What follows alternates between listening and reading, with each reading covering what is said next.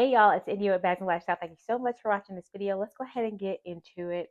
I don't anticipate this video being very long, but I do want to quickly give you guys a backstory before we get started on the topic that you already saw from the thumbnail. And first off, I want to say thank you to Alana. Girl, I'm sure you probably don't even remember requesting this, but last year I did do a video where I gave tips on details that you should look at when you are shopping pre-owned. And in that video she commented, which I completely appreciated, asking about me doing a video about something that looks closer, like something that a video on how to detect something that's closer to the real thing, but it's not. And immediately when she asked about that, I was like, I absolutely can do that. And then I got immediately intimidated by it. And I just kind of started spinning in my head. And I'll tell you why. If you're new here, I love pre-owned. I love pre-owned shopping and I love shopping myself. I like the thrill of the hunt and looking for things. With that said, I thought about how things that to me, and first of all, I don't consider myself an expert, just over time, I'm able to detect certain things about certain brands and certain styles. I am not well versed in everything, and I'm not well versed in every style from every brand or anything like that. So I do not, let me be clear, I do not consider myself an authenticator at all, but there are things that I can pick up on. And I understand that while there are things that I can pick up on, when she asked about it, I thought, oh gosh, so how do I present this? Because I felt like if there was something that's really, really close, but not right, then I think I felt like, oh, can I even show how to detect that? Or would that be more so that would be something that goes to an authenticator? So I started thinking about that in my head. Also, everybody has a different level of experience. Some people are like, I'll shop pre-owned, but I'd rather shop with people that I trust or companies that I trust. So like your fashion files, your what goes around comes around. And some people also trust like the real or use Poshmark Authenticate service and all of those things.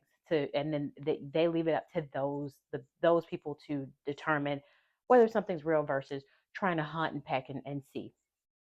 And I was thinking, well, if there's something that looks obvious to me, does it look obvious to someone else? I finally, while I was hunting and still am hunting for a Mulberry Leighton, I detected something. I said, oh, maybe I can do a video this way, because I did not want to present myself as an expert in any stretch of the imagination.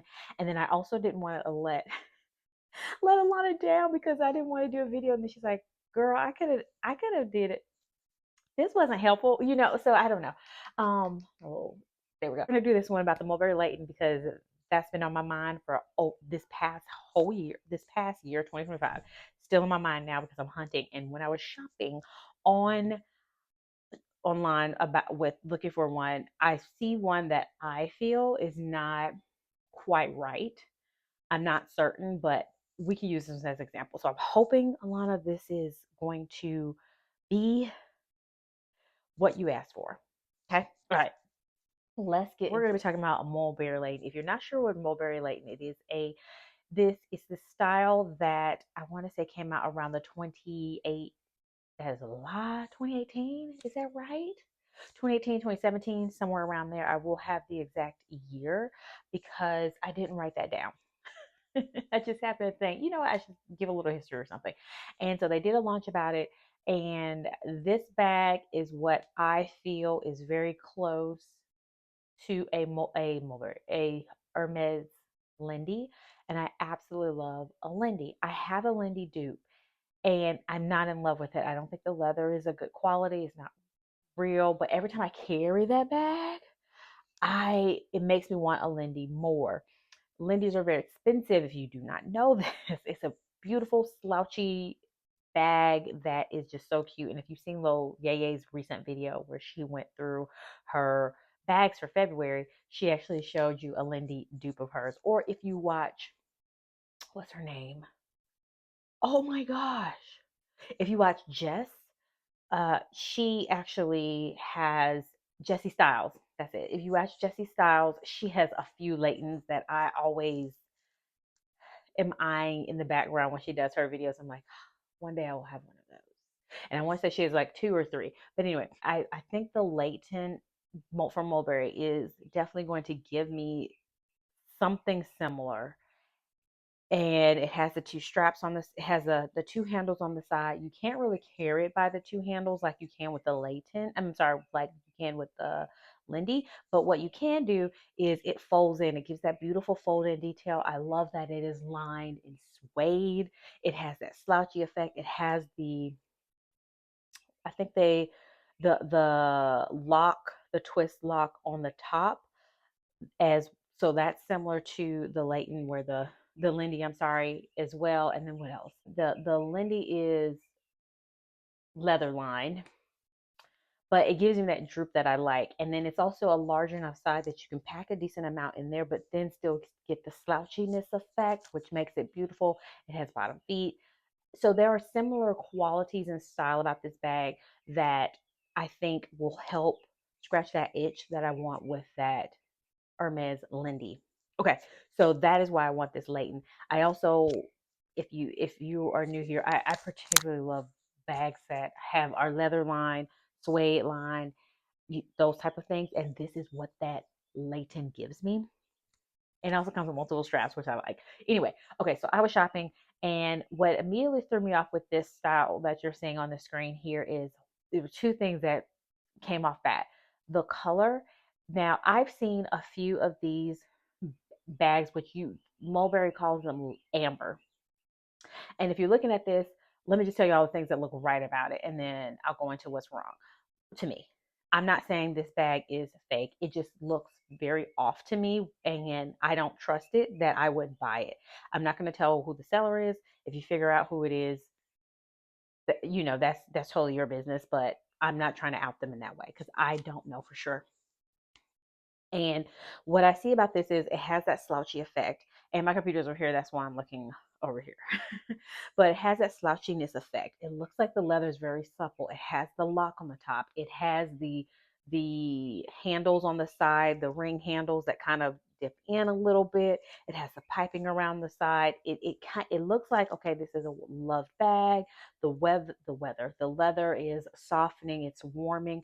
But two things about this, even though I mentioned things that look right about it in general, is the color. The color amber, which I had in my hands. It was here, y'all. That amber bag was in my hands. I had bought it. The bad boy went to, why is somebody at my door? I'll be right back, guys. I'm sorry. That was actually a real ring. I'm glad I actually checked. Oh Lord, that was so funny. My neighbor had been trying to call me and my phone's in another room and she needed me to zip up her dress. So I just did that for her. So I am back. Now, what was I talking about? Oh yeah, the Layton. So like I said, the color of this is supposed to, what I believe is supposed to be the amber. I do not know all of the variations that Mulberry released. However, what I've seen is with this yellow color, I haven't seen one this pale.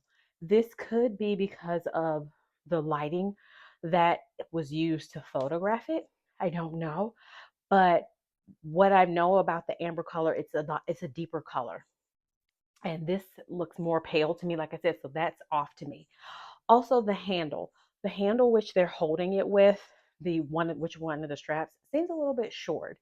It doesn't seem like it's short by much, but it doesn't seem to be drooping, the bag drooping. I don't know how to describe it, but it just looks a little bit off to me with the way that that strap held and the length that I expect it to be. Next up is the inside of the bag.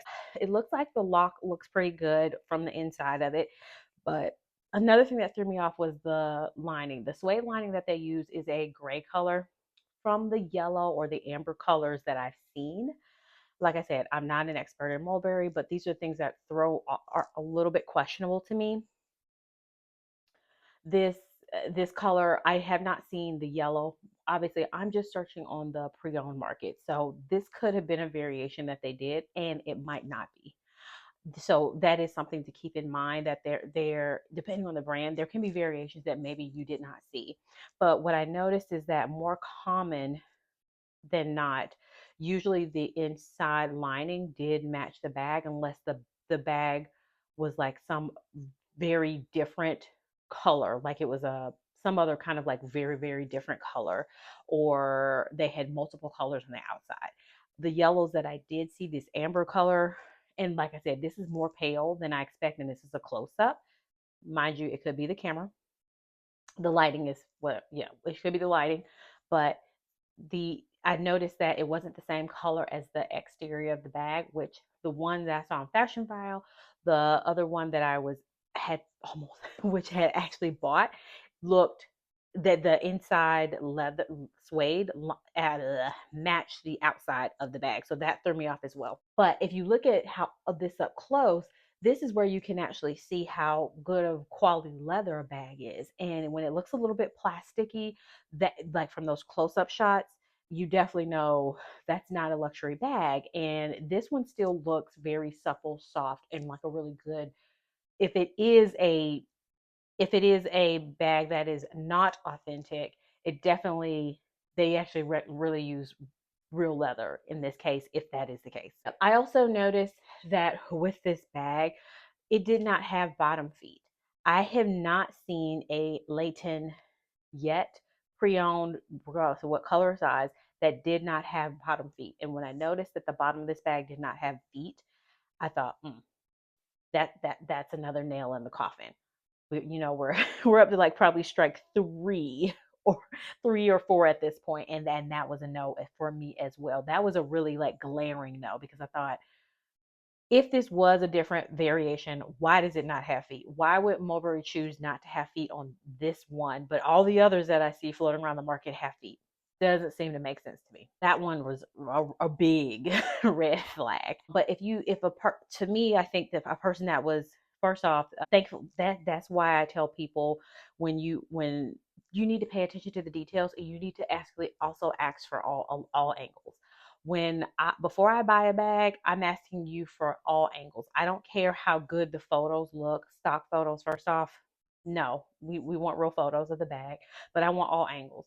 A lot of times you'll see people where they'll post a good photo of the front, they may show you the side, and then they may show you like one other photo. No, I want every angle, every detail, and this is where you can start to at least determine whether something looks off or not.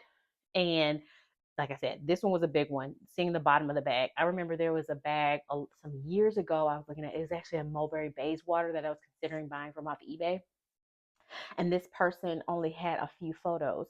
And sometimes people are just not that detail oriented and don't know any better when they're selling their personal items. So I actually reached out to them and said, hey, can you send photos? And I was specific. I was like, can you send a photo of the bottom? I want to see a photo of the inside.